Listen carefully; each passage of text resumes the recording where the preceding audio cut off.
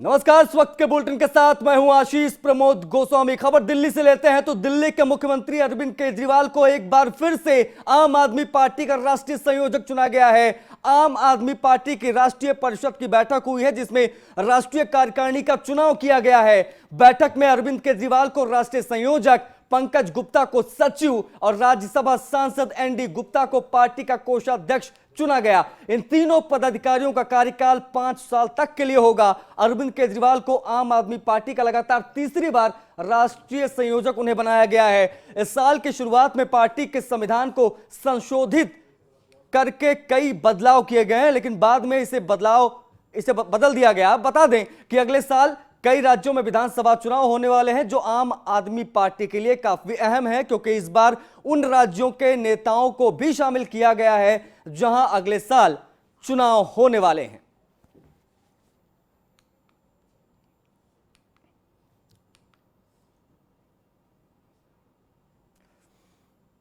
तो वही केंद्र सरकार की ओर से रबी फसलों के एमएसपी की बढ़ोतरी और किसानों का प्रदर्शन को लेकर हरियाणा के मुख्यमंत्री मनोहर लाल खट्टर ने कांग्रेस पर बड़ा हमला बोला। मुख्यमंत्री ने कहा कि कांग्रेस को किसानों को गुमराह वो कर रही है। कांग्रेस को लोगों को बरगलाना बंद करना चाहिए। राज्य सरकार द्वारा गन्ना के रेट में की गई बढ़ोतरी को किसान संगठनों ने मुख्यमंत्री को धन्यवाद दिया। इस दौरान बड़ी संख्या में किसान वहां मौजूद थे। गन्ने की कीमत बढ़ने पर सीएम ने कहा कि हम लगातार किसानों के हित में काम कर रहे हैं। फसल की बुआई से पहले उसकी कीमत तय करना हमारे ही समय में हुआ है। इस बार हमने गन्ने का रेट 12 रुपए प्रति क्विंटल बढ़ाया है। सर्वाधिक रेट देश में इस वक्त हमारा है। हमने गन्ने का अधिकतम रेट बरकरार रखा।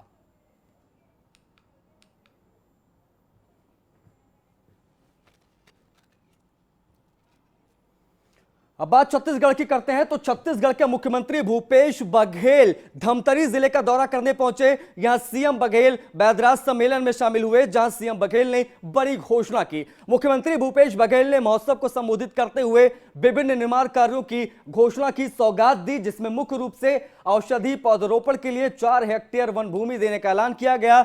वहीं जड़ी बूटियों सहित प्रशिक्षण केंद्र, सौर ऊर्जा के माध्यम से पेयजल, धान खरीद केंद्र, मंदिर परिसर में शेड निर्माण घोषणा सहित अन्य आने वाले दिनों में इलाके के बेलर गांव को तहसील बनाने का आश्वासन भी उन्होंने दिया। इस मौके पर मुख्यमंत्री भूपेश बघेल ने कहा कि छत्तीसगढ़ के जंगलों में भरपूर औषधियां हैं, जहां गुरु शिष्य के परंपरा का निर्वहन हो रहा है।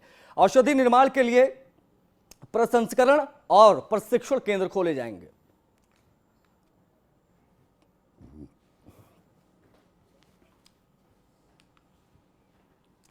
अब बात मध्य प्रदेश की करते हैं तो मध्य प्रदेश के मुख्यमंत्री शिवराज सिंह चौहान ने सतना जिले वो पहुंचे हैं, जहां जन दर्शन कार्यक्रम के तहत जनसभा का आयोजन किया गया था।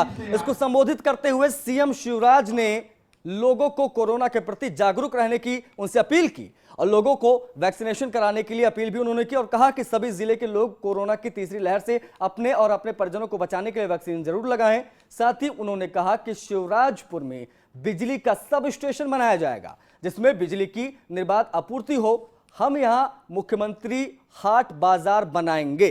2023 तक किसी भी हालत में शिवराजपुर में बरगी बांध का पानी लेकर आएंगे। ये तमाम बातें शिवराज सिंह चौहान ने सतना में कही।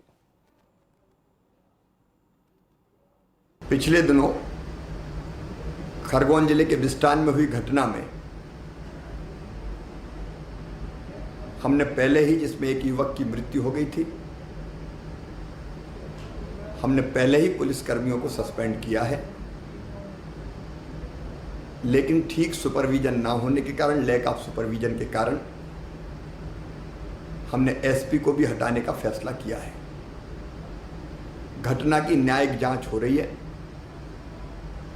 न्यायिक जांच के आधार पर जो तथ्य आएंगे,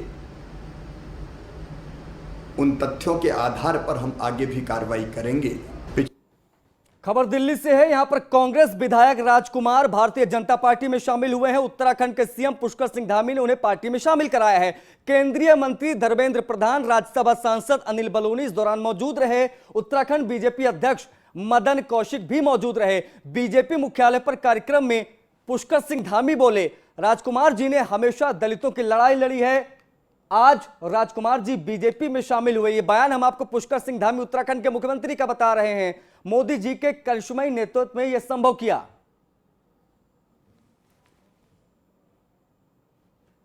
और अभी वर्तमान में आप पुरोला विधानसभा से विधायक हैं और आपने हमेशा, मैंने देखा है, शोषितों के बीच में, दलितों के बीच में, वंचितों के बीच में, गरीब लोगों के लिए आप हमेशा संघर्षशील रहे हैं।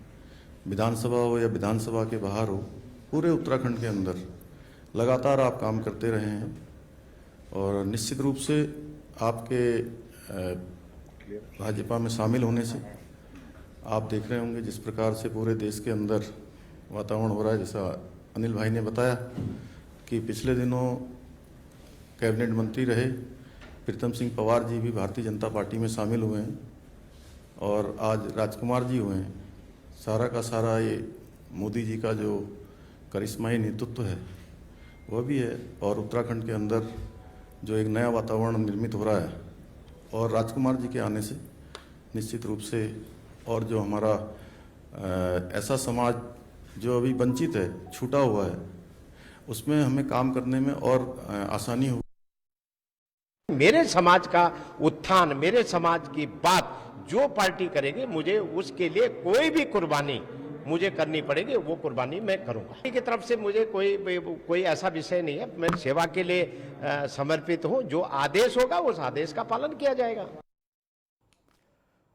वहीं उत्तराखंड के मुख्यमंत्री पुष्कर सिंह धामी ने न्यूज वन इंडिया से एक्सक्लूसिव बातचीत की है। क्या कहा उन्होंने, आपको सुनाते हैं।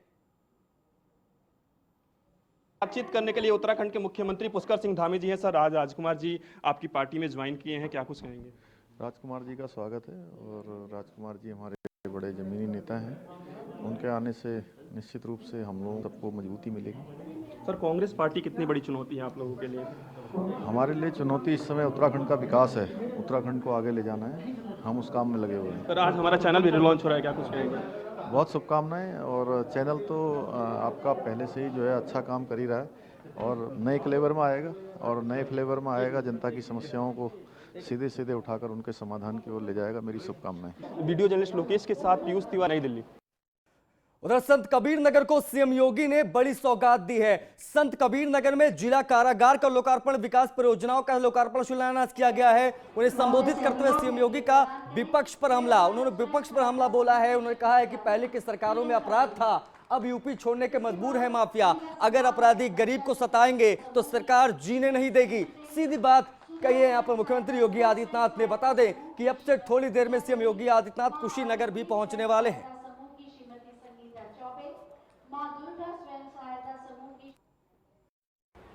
रेडीमेड गारमेंट आपके घर घर में बनता हुआ दिखाई देगा और एक समय आप बांग्लादेश और वियतनाम को फेल करके खल्लाबाद, गोरखपुर, बस्ती, सिद्धार्थनगर, महाराजगंज आसपास के जनपदों की बहन और बेटियां अपने अपने घरों में रेडीमेड गारमेंट बनाएगी, मार्केट को देगी और मार्केट उसे न केवल यहाँ के बाजार की आपूर्ति के लिए बल्कि दुनिया के बाजार में पहुंचाने का कार्य भी करेगी।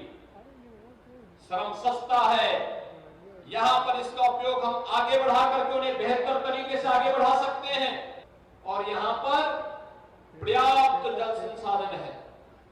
पर्याप्त जल संसाधन का मतलब हम खेती बाड़ी को भी अच्छा कर सकते हैं, कृषि अच्छी हो सकती है, बागवानी अच्छी हो सकती है, पशुपालन और दुग्ध उत्पादन का कार्य यहां पर बेहतर तरीके से आगे बढ़ सकता है, मत्स्य उत्पादन का कार्य अच्छे ढंग से आगे बढ़ सकता है।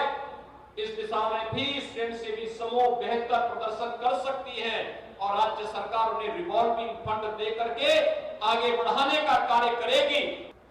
अभी पिछले एक महीने के अंदर काफी बरसात हुई और इस बरसात के कारण पूर्वी उत्तर प्रदेश के लगभग 15-17 जनपदों में भीषण बाढ़ की भी समस्या पैदा हुई थी। मैं वर्चुअली जिला प्रशासन से रिपोर्ट ले रहा था, वीडियो कॉन्फ्रेंसिंग से हम लोग रिपोर्ट ले रहे थे। मैंने पूर्वी उत्तर प्रदेश के ज्यादा प्रभावित जनपदों में दौरा भी किया था।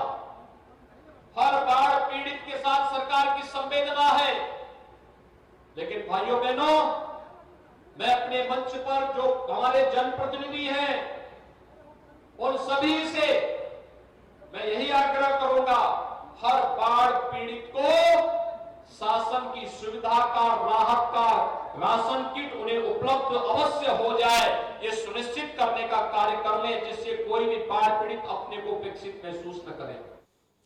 कांग्रेस महासचिव प्रियंका गांधी वाड्रा रायबरेली पहुंची। इस वक्त की बड़ी खबर आपको दे दें, चुरवा हनुमान मंदिर में उन्होंने दर्शन किए हैं बजरंग बली के। उस वक्त की तस्वीरें हम आपको रायबरेली की दिखा रहे हैं जब प्रियंका गांधी वाड्रा रायबरेली पहुंची और हनुमान जी के दर्शन किए। तो उत्तर प्रदेश के सियासी दौरे पर है प्रियंका गांधी वाड्रा, 2022 के मिशन पर कांग्रेस। और इस बीच मंदिर पहुंची प्रियंका गांधी वाड्रा, बजरंग बली के दर्शन किए, आशीर्वाद लेती नजर आई। कांग्रेस के अभियान में तेजी दिलाने की कोशिश करती प्रियंका गांधी वाड्रा रायबरेली में मौजूद हैं।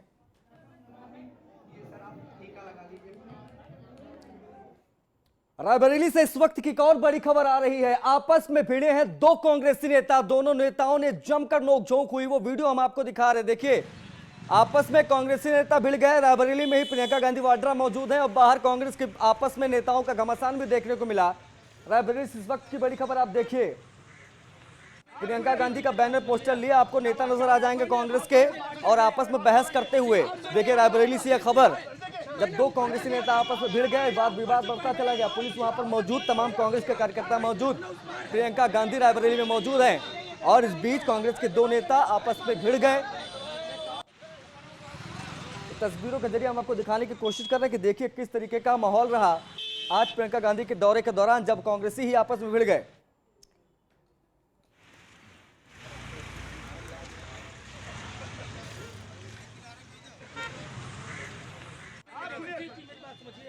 क्या बात कर रहे हैं आप? मैंने ऊपर से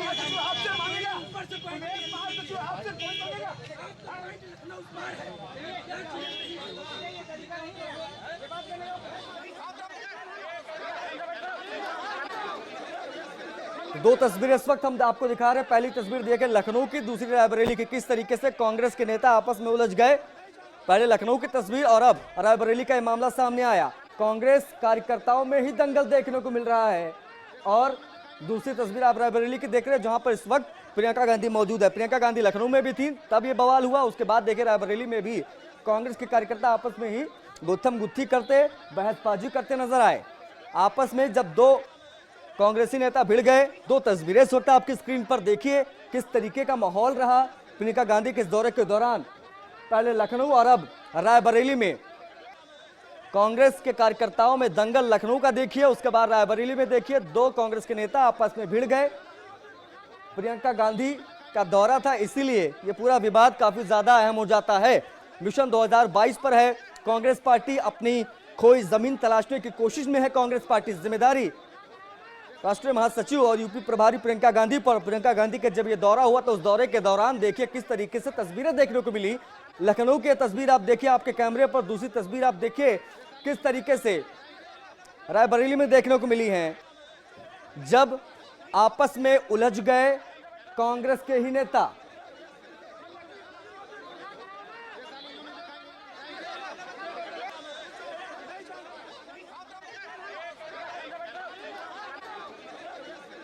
बात देहरादून की करते हैं तो देहरादून में मुख्यमंत्री आवास स्थित जनता मिलन हॉल में शनिवार को उत्तराखंड की निवर्तमान राज्यपाल बेबी रानी मौर्य के सम्मान में विदाई समारोह का आयोजन किया गया।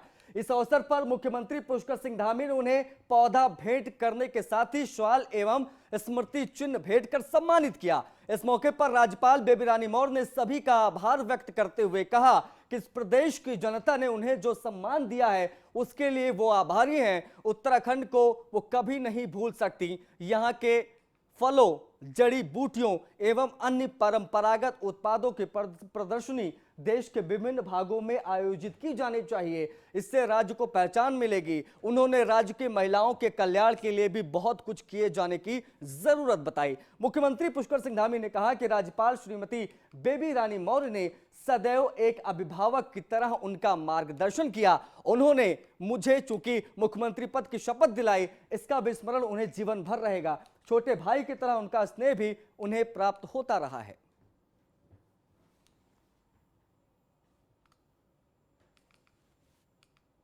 तो तो बेबी रानी मौर्य ने सभी का आभार जताया। मुख्यमंत्री पुष्कर सिंह धामी ने भी बताया कि जब वो मुख्यमंत्री बने तो उनको शपथ भी बेबी रानी मौर्य ने उन्हें दिलाई, इसलिए वो ताउम्र उन्हें याद रखेंगे। बतौर छोटे भाई उनका आशीर्वाद उन्हें हमेशा मिलता रहा है। तो देहरादून के डीएम आर राजेश कुमार ने उत्तर प्रदेश उप जिला चिकित्सालय का निरीक्षण किया। साथ ही अस्पताल परिसर में लगाए गए ऑक्सीजन प्लांट और आईसीयू का भी जायजा लिया। डीएम ने अस्पताल प्रबंधन से ऑक्सीजन की उपलब्धता के बारे में जानकारी ली। साथ ही मीडिया से बात करते हुए उन्होंने बताया कि कोरोना की तीसरी संभावित लहर को लेकर प्रशासन की तैयारी पूरी है। साथ ही अस्पताल में स्टाफ की कमी का भी पूरा ख्याल रखा जा रहा है। उन्होंने कहा कि अस्पताल में 84 बेड हैं, जिसमें से 50 बेड कोरोना मरीजों के लिए आरक्षित रखे गए हैं। यहाँ पे मसूरी सब डिस्ट्रिक्ट हॉस्पिटल है और जहाँ तक मैं समझता हूँ यहाँ मसूरी क्षेत्र के लिए सबसे इम्पोर्टेंट क्रिटिकल सेंटर है। अगर थर्ड वेव संभावित तीसरी लहर में कोई केसेस आते हैं तो सबसे पहले यही एक रेफरल यूनिट होगा। और यहाँ के डॉक्टर साहब द्वारा बताया गया है यहाँ पे टोटल 82 बेड्स हैं, जिसमें से 50 बेड अगर ऐसी कोई इमरजेंसी सिचुएशन क्रिएट होती है तो 50 बेड्स जो है कोविड पेशेंट्स के लिए होगा। लेकिन यहाँ पे सभी फैसिलिटीज़ हैं, उपलब्ध हैं। नीको बेड्स भी हैं, नीको बेड्स भी हैं। मेन चीज़ डॉक्टर ये बता रहे थे कि यहाँ पे कुछ स्टाफ की कमी है। पीडियाट्रिशियंस 2 हैं, लेकिन एक जनरल सर्जन की भी ज़रूरत है। और यहाँ पे बाकी जो क्रिटिकल कोविड से रिलेटेड जो मैन पावर है उसकी कमी है। अगली खबर देहरादून से है। एसएसपी जन्मेजय खंडूरी ने जनता को यातायात नियमों और कोविड प्रोटोकॉल जैसे मास्क पहनना, सोशल डिस्टेंसिंग के लिए जागरूक किया। कोरोना नियमों को तोड़ने वालों के खिलाफ चालान की कार्रवाई भी की गई। चलो भाई, देश के भविष्य उतरो आप यहाँ पर खड़ा कर देंगे कोई भी। चलो एक और आ रही लेडीज।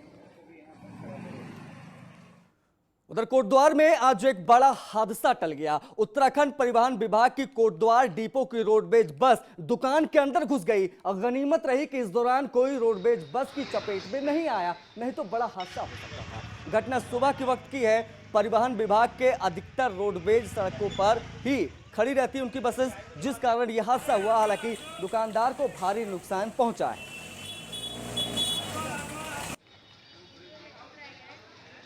अगर मैं दुकान पे होता तो मेरी भी जान गई थी, जिस हिसाब से वक्त ठुका है। वो कह रही जितने तो आते उन्होंने देखा तो आए रोडवेज वाले, वो बस का शीशा टूट गया। उन्हें बस के शीशे की चिंता थी, ना कि मेरी जान माल की और मेरी दुकान की चिंता थी उन्हें। फिर चौकी वाले में बुलाए, वहाँ पे रोडवेज वाले बैठे थे, भाई आपको जितना नुकसान हो आप लिखित रूप में दीजिए, हम आपको भरपूर लेंगे। मैंने कहा बस को मैं हिलने तब तक नहीं दूंगा जब तक कि मेरी जान को भी खतरा वो बच गया और जो दुकान का नुकसान हुआ है वो मुझे चाहिए, और नहीं तो मैं तो रोडवेज के आगे लेट जाऊंगा। मैं बस की पूरी हड़ताल करा दूंगा मैं। अब बात लालकुआं की करते हैं। तो लालकुआं में कोरोना के चलते कई मंदिर बंद थे, जिसकी वजह से मंदिरों में साफ सफाई का काम नहीं हो पाया। वहीं अब कुछ मंदिरों को धीरे धीरे खोला जा रहा है और उनकी साफ सफाई समेत रंगाई पुताई का काम भी शुरू किया जा रहा है, जिससे मंदिर की खूबसूरती बढ़ सके। साथ ही मंदिर में दर्शन के लिए आने वाले श्रद्धालुओं को भी मंदिर की बनावट और उसकी खूबसूरती देखने को मिले।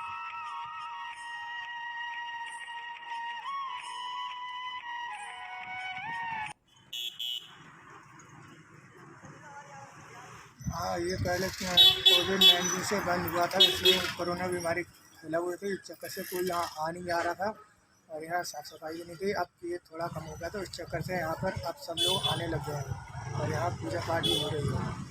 आप अभी क्या काम कर रहे हैं? मैं अभी यहाँ पेंट का काम कर रहा हूँ। ऐसे में पेंट का काम जिससे चमक आ रही है, क्या लगता है कि मंदिर में लोग आएंगे? हाँ, ऐसे ही चमक का साफ़ सफाई देख के आदमी आएगा कि हाँ अब साफ़ सफाई हो रही है, कोरोना हो गया है तो अब पूजा पाठ चालू हो गई है।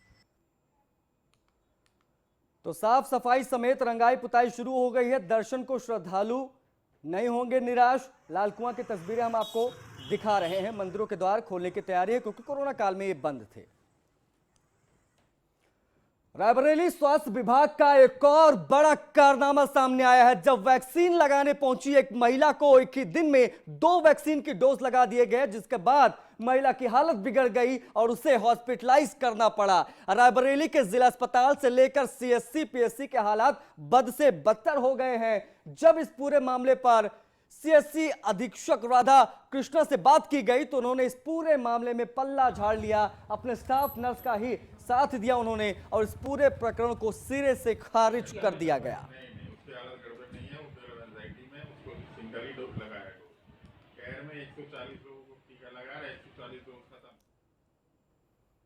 उधर फर्रुखाबाद में तेज रफ्तार ट्रैक्टर अनियंत्रित होकर पलट गया। हादसे में एक मजदूर की मौत की खबर है, जबकि 7 लोग घायल हो गए। घायलों को अस्पताल में भर्ती कराया गया है। पूरा मामला अमृतपुर के परमापुर गांव का है।